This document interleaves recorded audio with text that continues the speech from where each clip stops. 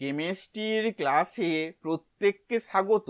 প্রশ্ন, জটিল যৌগ থেকে Fe2 জটিল আয়নটির ক্রিস্টাল ফিল্ড স্টেবিলাইজেশন শক্তি অর্থাৎ CFAC এর মান হলো, অপশানগুলি হলো A -0.6 ΔT, B -0.8 ΔT, C -1.2 ΔT, D -1.6 ΔT।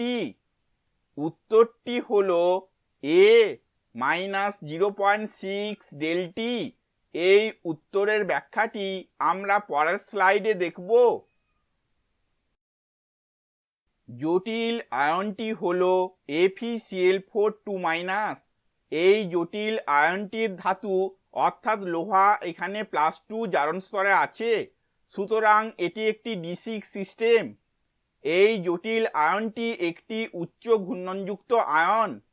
D কক্ষকগুলির বিভাজন হলো দুটি ই কক্ষক, যেগুলি হলো DZ² এবং DX² - Y², এবং তিনটি T2 কক্ষক, যেগুলি হলো DXY, DYZ এবং DXZ। D6 সিস্টেমে 6টি ইলেকট্রন আছে। এই ইলেকট্রনগুলির ডিস্ট্রিবিউশন হলো 1, 2, 3, 4, 5 এবং 6, অর্থাৎ ইলেকট্রন বিন্যাস হলো E3T2-3। এবারে আমরা CFACর মান নির্ণয় করব।